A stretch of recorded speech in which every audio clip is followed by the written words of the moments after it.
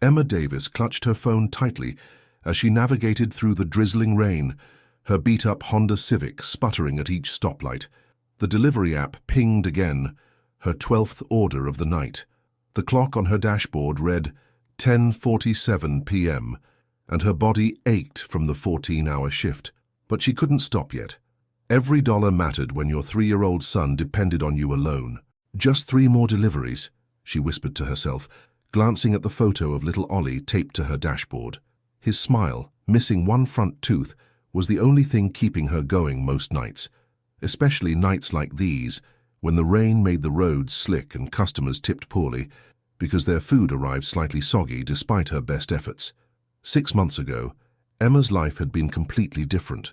She had been a part-time graphic designer, working from their modest suburban home while caring for Ollie. Her husband, Derek, had managed a local electronics store. They weren't wealthy, but they were comfortable, until the day Emma came home from grocery shopping to find Derek's closet empty, his wedding ring on the kitchen counter, and a note that simply read, "I can't do this anymore. I'm sorry." No warning, no explanation, just gone. The following week, she discovered their joint account drained and credit cards maxed out. Derek had been gambling online for months. The debt collectors started calling 2 days later. Within weeks, Emma had been forced to sell their home, move into a tiny 1-bedroom apartment in a part of town her mother would have called sketchy, and take any job she could find. Now she delivered food by day and designed logos by night, sleeping perhaps 4 hours between it all. The rain intensified as she pulled up to a towering apartment building in the wealthy part of downtown, Gloucester Towers, a place where the monthly parking fee probably cost more than her entire rent. "Penthouse delivery for Mr. Wilson," she muttered, reading the app instructions while trying to keep the paper bag of Thai food dry under her thin jacket. The doorman, an older gentleman with kind eyes, recognized her from previous deliveries. "Evening, miss. Another late night? Aren't they all, Frank?" Emma attempted a smile. "Penthouse again." Frank nodded sympathetically. "I'll let you up. Mr. Wilson's a good tipper, at least." The private elevator to the penthouse always made Emma uncomfortable. The polished brass and mirrors reflected her disheveled appearance. Hair frizzing from the rain, dark circles under her blue eyes, the delivery company's faded red uniform hanging loosely on her frame. She'd lost 15 pounds since Derek left, though not in the way women's magazines celebrated. The doors opened directly into an expansive foyer of marble and glass. Emma had delivered here enough times to know the routine: leave the food on the side table, ring the bell and go. Mr. Wilson, whoever he was, never answered in person. The receipt always included a generous tip automatically added through the app. Tonight, however, something was different. As she placed the food down, she heard a crash from somewhere inside the penthouse, followed by what sounded like a groan of pain. Emma hesitated. This wasn't her business. She should just leave. Another crash, louder this time. "Hello," she called out. "Mr. Wilson, your food delivery is here. Is everything okay?" Silence. Against her better judgment, Emma stepped further into the apartment. "Hello, do you need help?" She followed the sound into a vast living room with floor-to-ceiling windows, showcasing the rain-blurred city below. On the floor beside an overturned coffee table lay a man in his early 40s, clutching his chest and breathing heavily. "Oh my God!" Emma rushed forward, kneeling beside him. "Sir, are you all right? Should I call an ambulance?" The man shook his head vehemently, his face contorted in pain. "No, hospitals, just medication, bathroom, counter." Emma ran to where he pointed, finding an orange prescription bottle in the pristine marble bathroom. She filled a glass with water and hurried back, helping him sit up enough to take the pill. For several tense minutes, they sat in silence as his breathing gradually slowed. Emma noticed details about him she hadn't at first: his expensive but rumpled clothes, several days' worth of stubble, bloodshot eyes. He looked like he hadn't slept or showered in days. "Thank you," he finally said, voice hoarse. "You probably saved my life. What happened? Should I really not call someone?" "Heart condition, stress-induced arrhythmia. The medication controls it." He attempted to stand but swayed dangerously. Emma steadied him, surprised at how thin he felt beneath his designer shirt.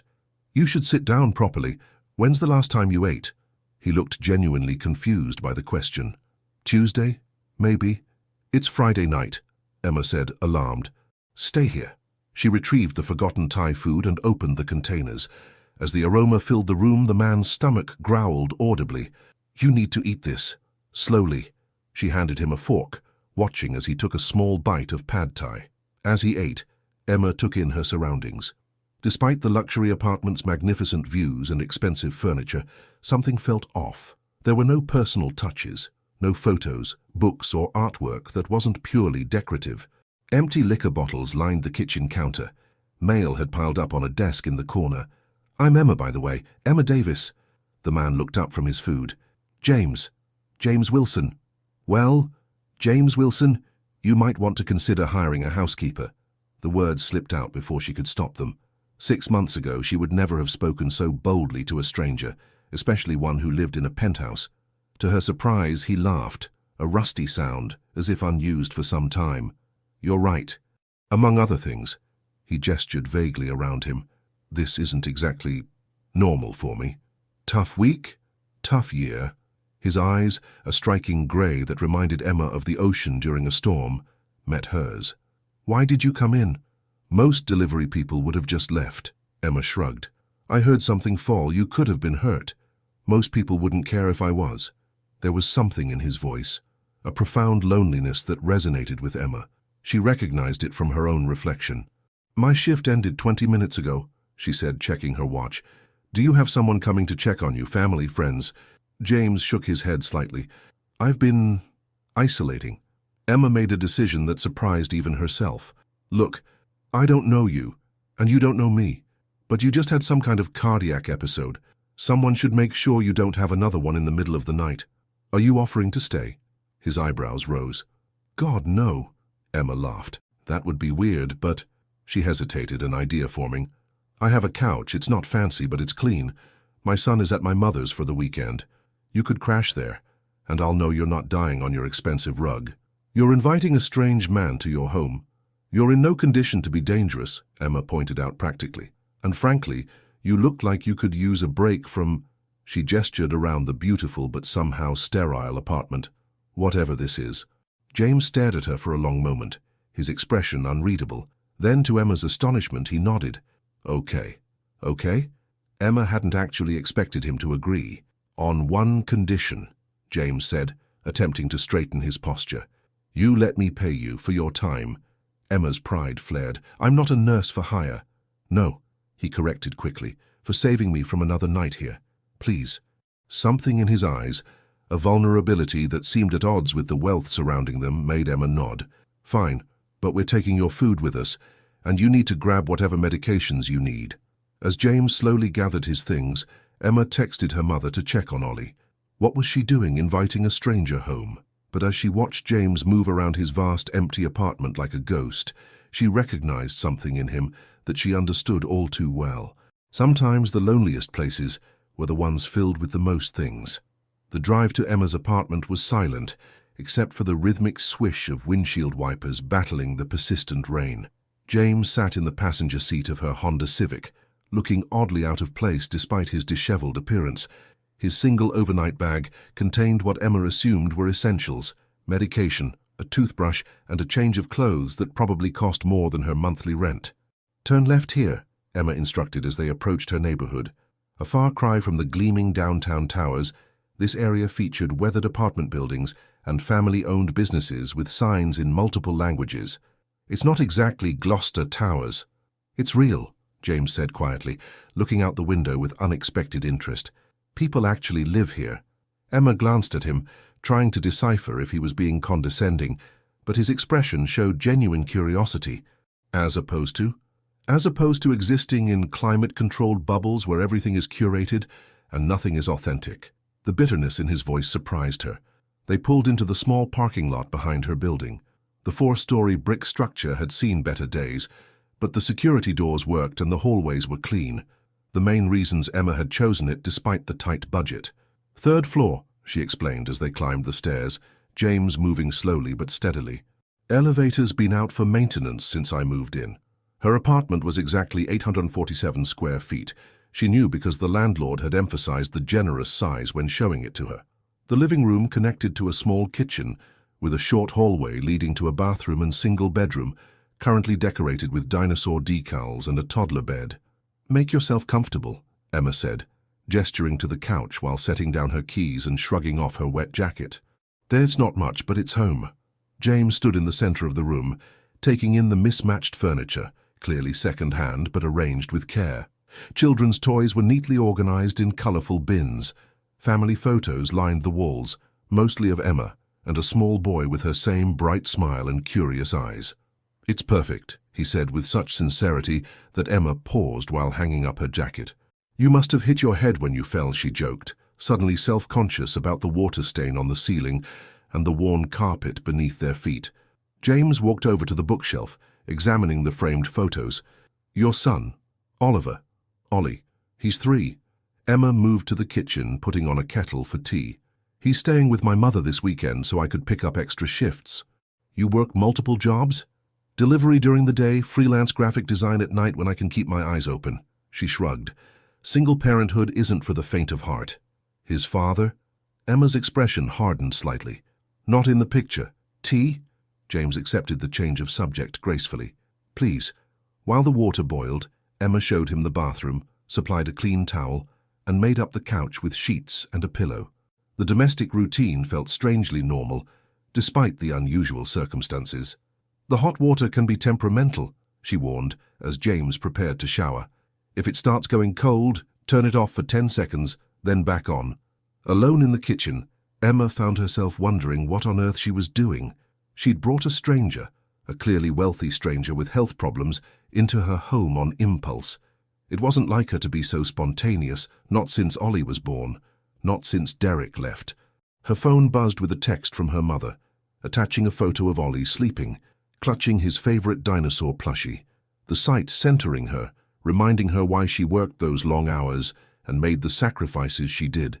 When James emerged from the bathroom 20 minutes later, he looked transformed. Clean-shaven, hair still damp, wearing what appeared to be silk pajamas. He seemed younger, though the dark circles under his eyes remained. "Feel better?" Emma asked, handing him a mug of tea. "Like a new man," he admitted, accepting the tea gratefully. "Thank you for this, all of this." They settled on opposite ends of the couch, a companionable silence falling between them. "So," Emma finally said, curiosity getting the better of her, "what exactly does James Wilson do when he's not collapsing in penthouses?" James stared into his tea for a long moment. "Would you believe me if I said I run a company? With that watch?" "Yes." Emma nodded toward his wrist, where an elegant timepiece peeked from beneath his sleeve. "Even I know Patek Philippe isn't something you buy at the mall." He smiled faintly. "Wilson Innovations. We develop sustainable technology solutions." Emma nearly choked on her tea. "Wait, Wilson Innovations, the company that's been revolutionizing solar energy storage? You've heard of us?" James seemed surprised. "I did the graphic design for a small environmental non-profit last year. Your company's battery technology was all they could talk about." Emma studied him with new interest. "So you're what, an executive there?" James hesitated. "I'm the CEO. I founded the company 12 years ago." Emma set down her mug slowly. "You're James Wilson. The James Wilson. Guilty. And you're on my couch, drinking Lipton tea from my chipped Disneyland mug." "It's the best tea I've had in months," he said with unexpected humor. Emma leaned back, processing this information. "So, what was happening at your apartment? Why were you alone if you're—" She gestured vaguely. "You know, you?" The hint of a smile faded from James's face. "That's a longer story." "I've got time," Emma said, pulling her legs up beneath her. "Unless you'd rather sleep." James ran a hand through his hair, a gesture that seemed unconscious. "The short version? I'm in the middle of an attempted hostile takeover of my company by my board of directors, led by my former best friend and COO. 3 months ago, they voted to remove me from day-to-day operations, claiming my erratic behavior and concerning decisions were damaging the company. Were they? Erratic, I mean. I wanted to make our newest battery technology open source." His voice took on passionate intensity. "Do you know what that would mean? Accessible clean energy storage for developing countries, a real chance to combat climate change on a global scale. But the board saw dollar signs disappearing, profits over people." Emma studied him. "That sounds noble. but also like financial suicide for a tech company. We'd still hold patents on the manufacturing processes, still be the industry leaders. But my so-called friend Marcus convinced the board I was having some kind of breakdown. James's hands tightened around the mug. Maybe he was right. What do you mean? After they sidelined me, He searched for words. I didn't handle it well. Started missing meetings, then stopped going in altogether. My assistant quit when I wouldn't return her calls for 2 weeks. Hence the state of your apartment, Emma observed. Hence the state of everything. James set down his mug. The final shareholder vote is in 2 weeks. If I don't present a compelling case at the emergency board meeting next Friday, I lose everything I've built. Can they really push you out of your own company? I only hold 40% of the shares now. The rest went to investors as we grew. His voice grew quieter, including 15% to Marcus, my so-called best friend since college. Emma felt a pang of empathy, recognizing the betrayal in his voice. That explains the heart issues. The arrhythmia is a pre-existing condition, but stress makes it worse, James acknowledged. The isolation probably didn't help. Why not fight back? Surely you have resources, connections. I do, or did. James laughed hollowly. But when you've been working 20-hour days for over a decade, you don't maintain many real friendships. Everyone wants something from the billionaire CEO. Is that what you are? A billionaire? Emma asked, unable to keep the astonishment from her voice. On paper.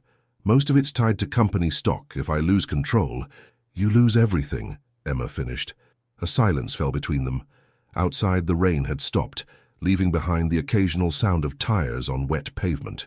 Your turn, James said finally, eyes meeting hers. What's your story? How'd you end up delivering food to penthouses? Emma hesitated.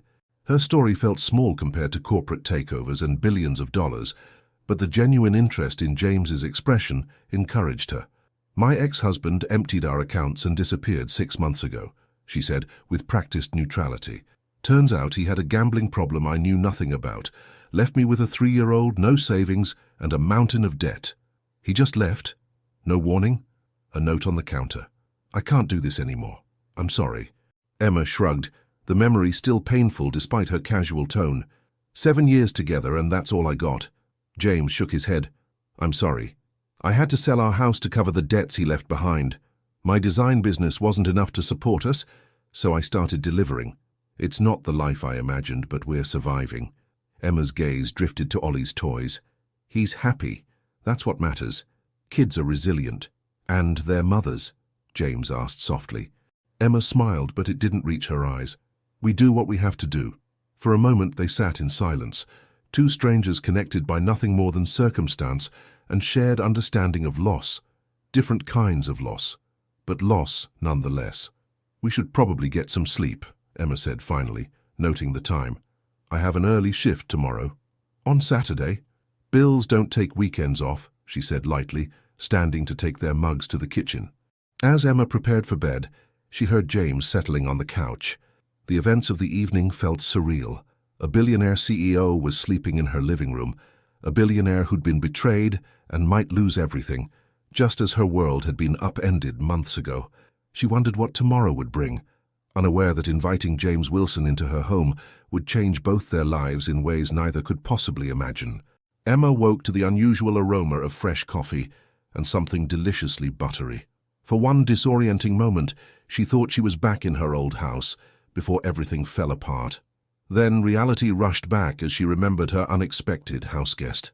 Pulling on a robe, she padded into the kitchen to find James busy at her small stove, deftly flipping what appeared to be perfect French toast.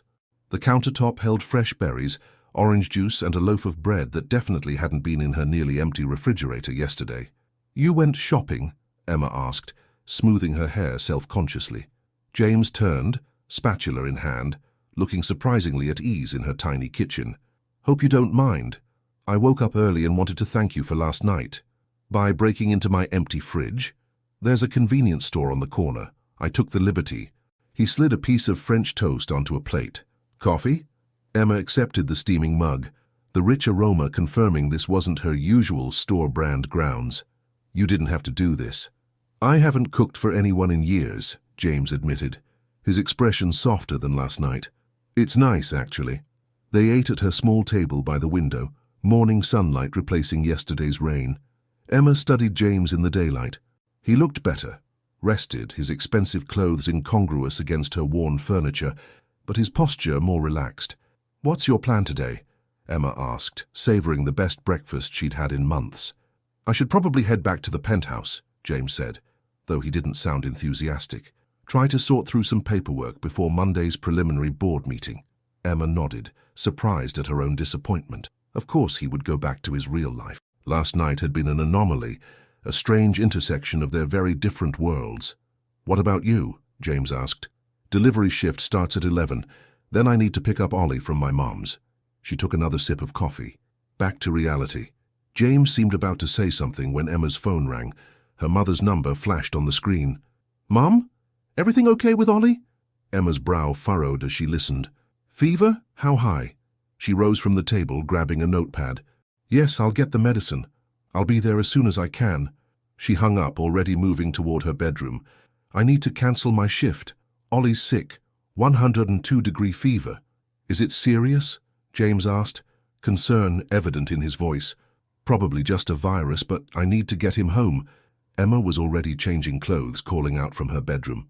"I'm so sorry to cut this short, but I need to—" "Let me drive you," James interrupted. Emma paused in the doorway, half-dressed. "What? My driver can take us. It'll be faster than public transportation." His tone was matter-of-fact. "We can stop for the medicine on the way." Emma wanted to refuse, to maintain her hard-won independence, but practicality won out. Every minute mattered when Ollie was sick. "Okay," she said finally, "thank you." 30 minutes later, they were in the back seat of a sleek black car that had appeared within minutes of James's call. The driver, a professional-looking woman named Diane, navigated through weekend traffic with calm efficiency while Emma fidgeted beside James. "He'll be okay," James said gently. "Kids get fevers." "I know. It's just—" Emma sighed. "When it's just you, every little thing feels like a crisis. There's no one to share the worry." They stopped at a pharmacy, where James insisted on going in himself, returning with not just the children's Tylenol Emma had requested, but also a stuffed dinosaur, a puzzle, and several picture books. "What's all this?" Emma asked, bewildered. "Sick day supplies," James said, looking slightly embarrassed. "My mother used to bring me new books when I was sick, made it less awful somehow." The unexpected glimpse into his childhood touched Emma more than she wanted to admit. At her mother's modest suburban home, James waited in the car while Emma ran inside. She emerged 20 minutes later, carrying a flushed, clingy Ollie wrapped in his dinosaur blanket. Her mother followed, carrying Ollie's small backpack and looking curiously at the luxury vehicle. "This is my friend James," Emma explained as she settled Ollie into the car. "He's giving us a ride home." "Friend, huh?"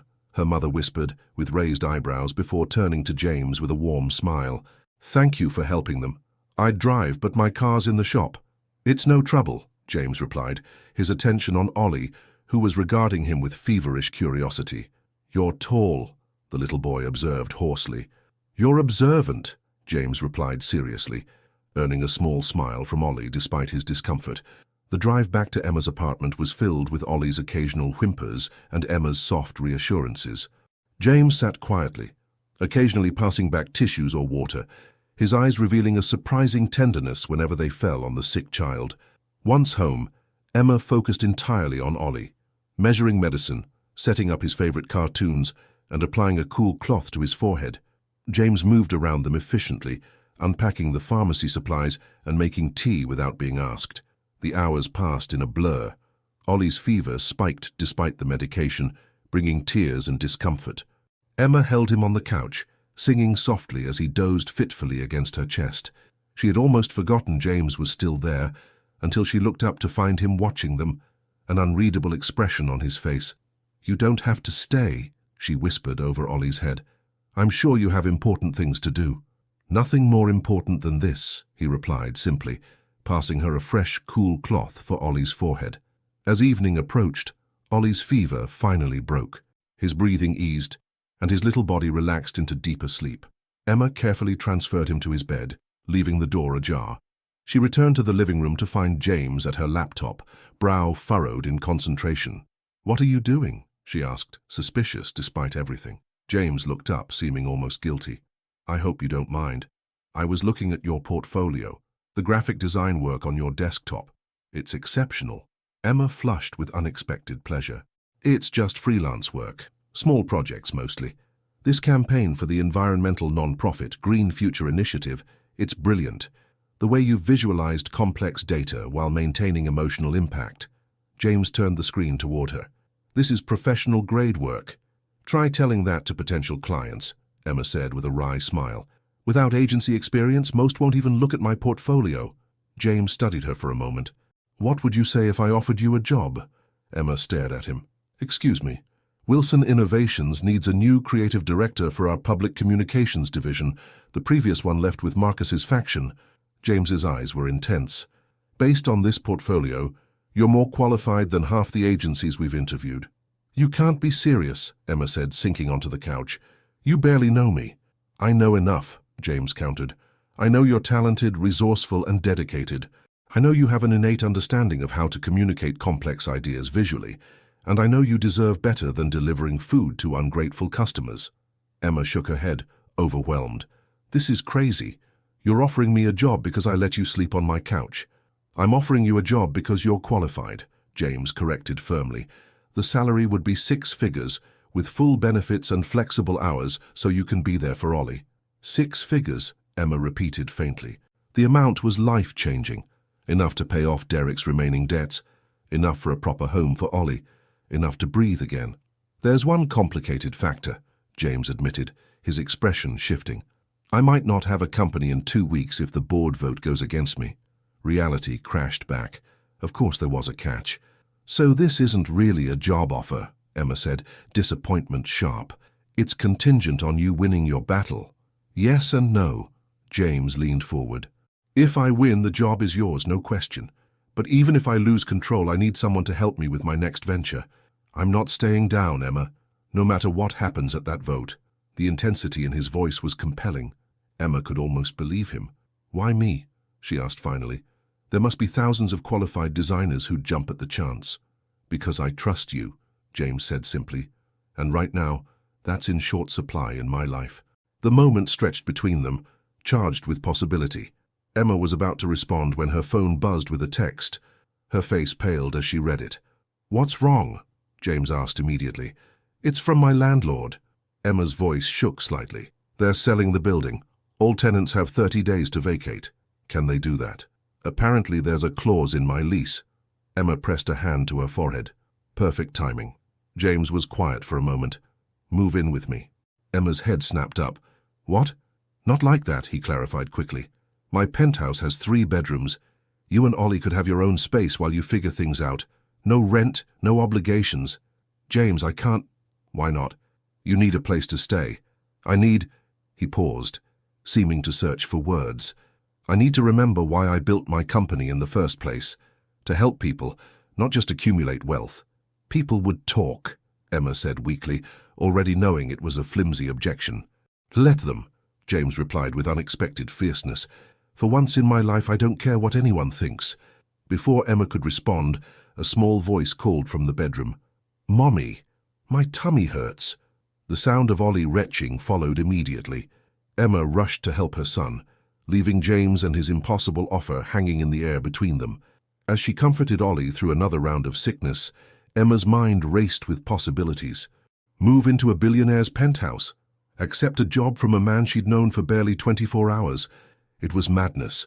And yet, as she glanced over her shoulder to see James in the doorway, holding a fresh glass of water and looking at Ollie with genuine concern, Emma wondered if sometimes madness was exactly what a broken life needed.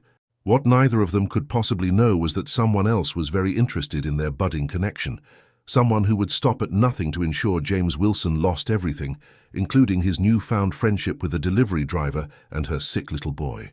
3 days later, Emma stood in the doorway of Ollie's new bedroom in James's penthouse, watching her son sleep peacefully surrounded by more luxury than she'd ever imagined. The spacious room had been hastily but thoughtfully transformed, with dinosaur-themed bedding and nightlights. James had ordered the moment they'd agreed to his offer. The decision to accept had come after hours of deliberation and one more night of caring for Ollie together.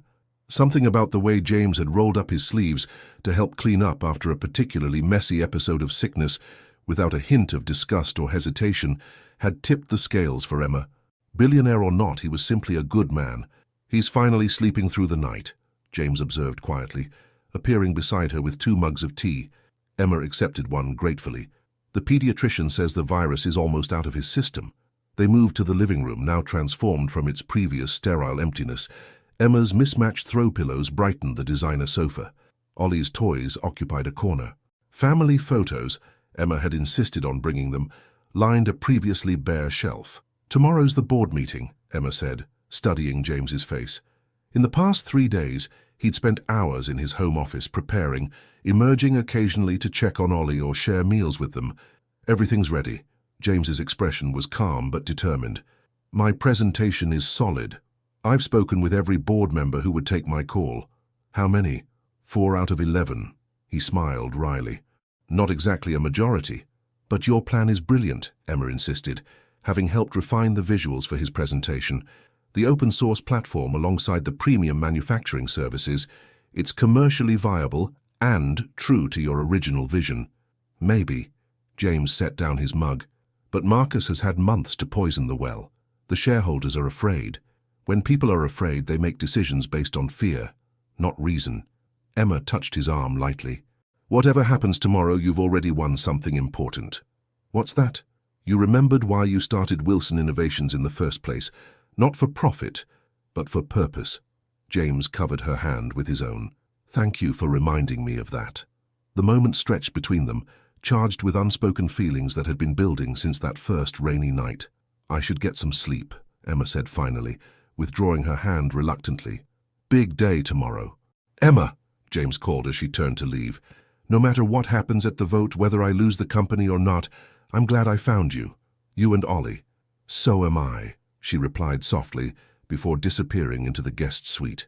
The Wilson Innovations headquarters occupied the top floors of a gleaming tower downtown. Emma, dressed in a borrowed suit from James's personal shopper, sat in the back of the boardroom while shareholders and board members filed in. James stood at the front, projecting confident composure despite the tension visible in his shoulders. Marcus Chen entered last, surrounded by advisors. He was younger than Emma had expected, handsome and sharply dressed. His eyes widened slightly when he noticed her before he whispered something to the man beside him. "Who is she?" Emma heard someone murmur. "Wilson's new girlfriend, apparently," came the reply. "He's been seen with her and some kid, trying to rehab his image before the vote." Emma flushed, but kept her expression neutral. She and James had expected gossip. The meeting began with Marcus presenting his case for removing James permanently. His arguments were compelling, charts showing stock fluctuations that coincided with James's erratic behavior, testimonials from concerned employees, projections showing devastating losses if the open-source plan proceeded. When James's turn came, he approached the podium with quiet dignity. Instead of beginning with numbers or rebuttals, he told a story about founding Wilson Innovations in a garage with a vision of making sustainable energy accessible to everyone, not just the wealthy. "Somewhere along the way," he admitted, "I lost sight of that vision. I became focused on expansion, on acquisitions, on quarterly earnings, but recent events forced me to reevaluate everything." His eyes found Emma's briefly. What Marcus and others have labeled as erratic behavior was actually clarity returning. "My proposal is not a rejection of profit. It's a recommitment to purpose." James launched into his presentation, the one Emma had helped design. The slides showed how open-sourcing the battery technology would position Wilson Innovations as the industry leader while expanding sustainable energy access globally. The numbers projected slower but steadier growth, sustainable in every sense of the word. When he finished, silence filled the room. Then a retired engineer who had been with the company from the beginning stood up. "I joined Wilson Innovations because of James's vision. I'm voting to keep him as CEO." One by one, other shareholders spoke up. Not all supported James, but more than expected expressed concerns about Marcus's profit-first approach. The final vote was scheduled for after lunch. As the room emptied, Marcus approached Emma, his smile not reaching his eyes. "You must be the famous Emma," he said smoothly. Clever of James to find such a compelling prop family. "Excuse me?" Emma's voice was ice. The struggling single mother and cute kid. Perfect optics. Marcus chuckled, though I doubt it'll be enough to save him. Before Emma could respond, James appeared at her side. Everything okay here? Just meeting your latest investment, Marcus said with a smirk, before walking away. The vote was 6-5 in James's favor. One board member had switched sides at the last minute, citing the engineer's endorsement as her reason. As they drove home, James was quiet, processing the narrow victory. What happens now? Emma asked. We rebuild.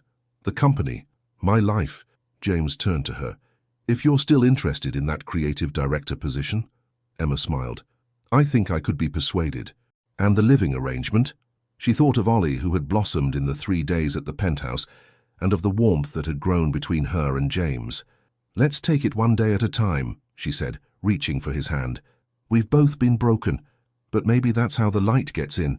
James's fingers interlaced with hers. I'd like that very much. As the car carried them home through the city streets, Emma reflected on how a simple act of kindness on a rainy night had changed everything. Sometimes second chances appeared in the most unexpected places.